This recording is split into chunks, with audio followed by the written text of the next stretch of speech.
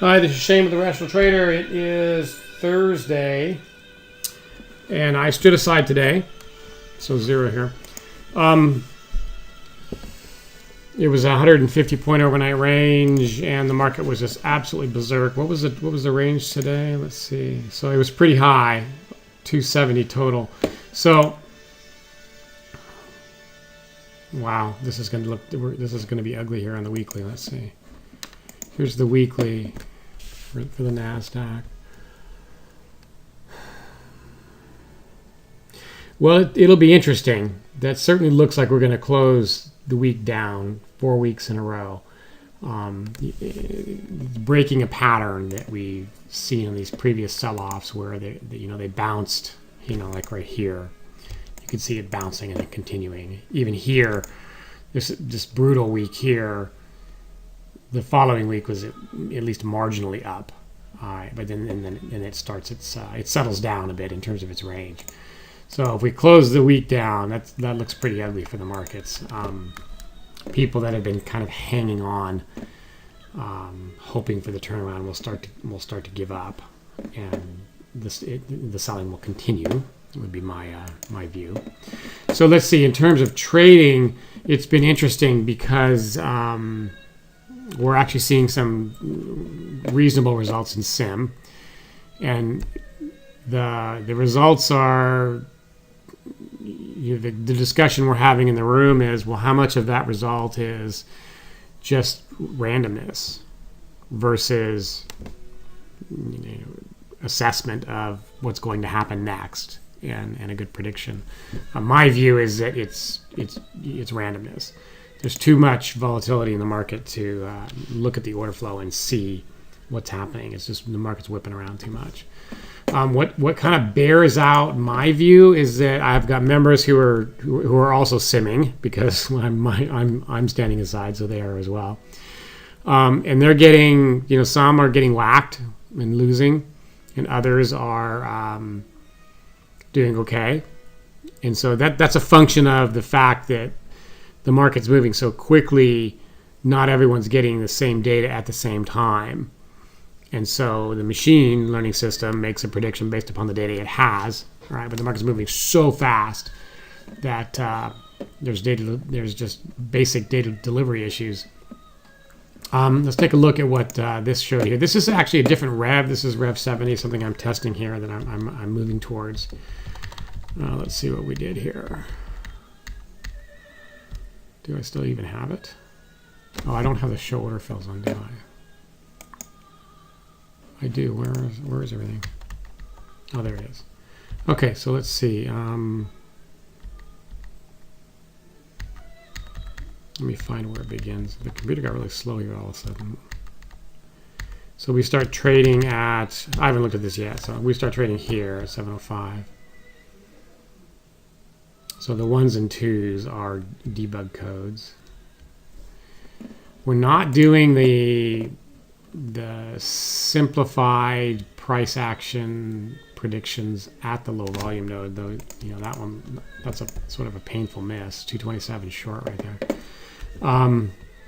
Okay, so we short. Here's the first trade. Gets first target, and you pull back. You almost get stopped, right? Because we got your 20 tick trail, but then you get taken out down there for another 5.5. Okay, so you got 10.5 points, and then it pulled back 5. We have a 5-point trail. Sideways.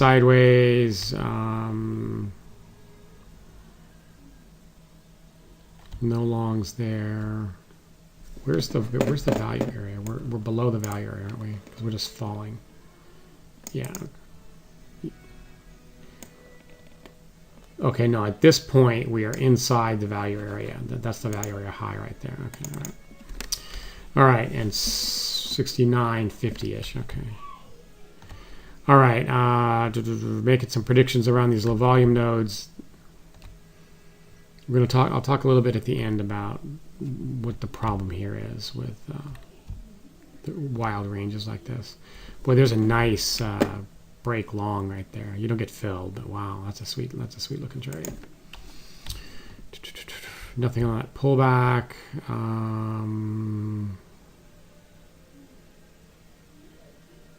Same thing there. So the 123, you're going to get a signal to get in on that bar, but you need to get filled on the next bar. So that doesn't happen. Let's see here. All right, so then we get short again. Get 5 and get 5 again, and then we get long. Oh wow, these are nice trades. And then we get long here off this 196. Get 5 and then get the full 20. Okay, so this is interesting because at this point you're up. How much are you up? 20, 25, 30, you're up 45 points. So if the profit target is set at 800, you just stop right there, right? It's set at 1,000, which we must not have reached because it looks like we ended up giving back quite a bit of that. The other thing that we're working on is, so while we're talking about this, the other thing that I'm working on is rather than a hard profit target,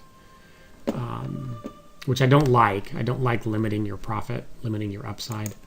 Where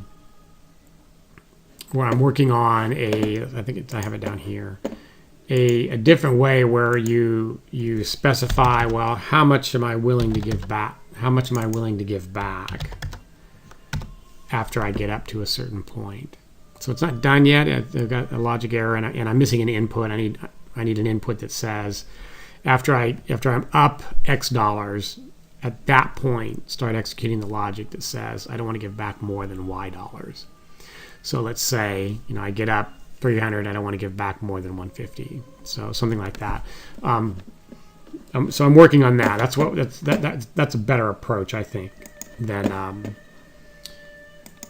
a hard profit target. Having said that, in this case, you can see, wow, three pretty nice trades in a row.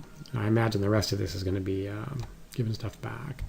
Market's chopping sideways here. Pretty big range. See all that striping. So we're outside the value area. Where'd the value area go? We're above it right now. Okay. Above the value area high.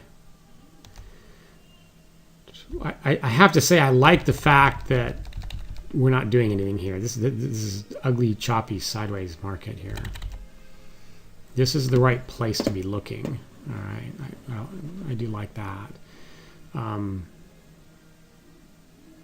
If you'll notice on these predictions here, the background went to just blue, which means I would have allowed the short. And that's because you got far enough away from that point so the chop avoidance said, okay, you can go short now, because if you test that level, you'll still get to first target. But 2 means take no action. All right, and then we try to get short here. This is interesting. Okay, so we take a full loss there. Basically getting nicked a little bit, and it's just one little wave too soon. Look at that nice fall. Some choppy ugliness there. Okay, now we're back inside the value area because the value area has expanded here now because we spent so much time above there. Now the value area is way up there. This is something that we've been chatting about in the room, is that I don't like what I'm seeing right here. So this is, to me, that's ugly and sideways, and I want to stay out of it. But all those numbers mean I'm making a prediction, and I don't want to be doing that. The problem is that the value area is so wide because the range is so big that this is happening. I don't turn on the chop avoidance when I'm inside the value area, expecting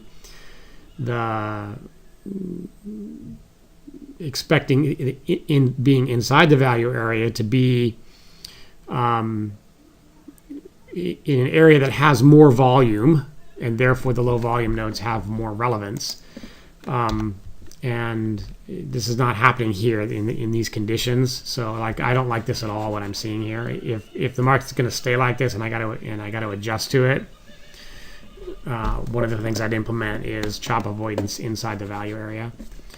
In more normal conditions, even fairly volatile conditions where the market is, an average daily range of 80 or between 80 and 100, which is this yellow and blue, red line. Even in those conditions, if we do chop avoidance based on the waves inside the value area, you basically never take a trade. And so it gets too restrictive. Yet in these conditions, it has me concerned. It's like, okay, I'm glad I'm simming it. Here, get long, take a loss. You can see what's happening is now we're getting nickel and dime to death after those nice trades. Here is a really weird fill here. The market's just jumping so much. There's a fill there and a fill there. Taking a loss. Ugly sideways, choppy action. But because we're above the value area high, which is right there, the striping is back. And so now we're seeing that's action to be avoided. Come back inside the value area. Go back to the edge. Don't find anything up there. Now it's only 9 o'clock. That's what this is. The morning session. The doldrums have begun now. Okay, another long, so taking another loss. So you can see that, and here it is again. So from our 45 peak, we're like dropping down, dropping down, dropping down. This would actually be a good day to test the that give back feature on. I'll have to make a note of that. God, man, this is like so active. And then here, same thing. All right, another couple trades giving back. So scratching there. That's too bad. That's a nice entry, but it's a long entry before this huge nice move, but it pulls back just enough there to get you. Outside the value area, so looking at chop avoidance. Okay, we pick up a long there, which is making up for some of those losses. But then you just give it back here, and again, look at this. This is just look at that. There's a fill there and there on the same trade. That's just terrible. This is a crazy wild. I would not want to be trading this. Now, one thing I was having an email conversation with one member was, and the index close, is that if I go back and like resimulate, do I get the same answer? Normally you do. In these conditions, the market's moving so fast, you may not, because there's two reasons. One is that you're not getting all the data in real time that you need. Right, the market's moving too quickly. And so when you reload, then you pick up all that data. So you're going to get a different answer now from the machine learning system. That's one reason.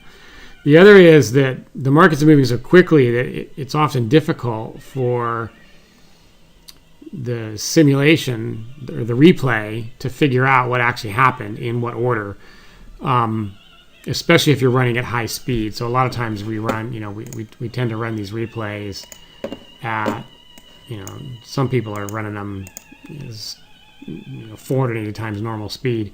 That's because the market itself is moving so quickly. You're now well inside the time frame of how things happen. So you get less accurate results the faster you replay. So just keep that in mind. This is interesting that we're getting some actually reasonable results. Whoops, I wanted to show that here. Hold on. Reasonable results even with this crazy market. So I've been simming this, thinking it's too wild. Look at this profile here. Okay, this is what I would call. This looks quite a bit more normal. You see this here? Kind of here and then here, like this. Okay, and so 70% of this action is, if we just look here, okay, is going to be. Is it up there? Yeah. Okay, so there's the value area high, and that's the value area low. 70% of the trading has occurred in here. Okay, and there's the point of control right there at 70 even. So when we're inside when we're inside the value area, we expect there to be this big volume in here, and we know to stay away from this area. We know to do that, and we're looking, because there's a lot of volumes traded, this level here, this low volume node becomes really relevant, since a lot of volume has traded, but the market has stayed away from that area. Okay, so that's why we don't do chop avoidance inside the value area, because we're much more precise with when we're willing to look to get in the market. But when the market range is this big, you can't do that because the value area is too big. The market's just spread all over the place. So it's something we're going to have to watch here. I might have to put out a special release or something, adding chop avoidance inside the value area. We have to think about that. In the meantime, so we're testing Rev 70 here. This is getting us, we're 1 or 2 refinements away from me sort of completing my first phase here. And then in the ES, I think we didn't do quite so well, down 4.5. Let's take a quick look. I don't have too much time now. It's the same craziness, though. The market is just going berserk. Is this after hours? This is after, it must be earnings season. Let's see. It's just, this is incredibly active for the ES. So what happened here?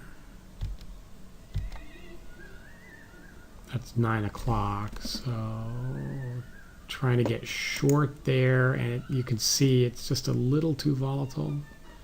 You're getting stopped out to the tick before the nice fall. There's a long right there. Let's see.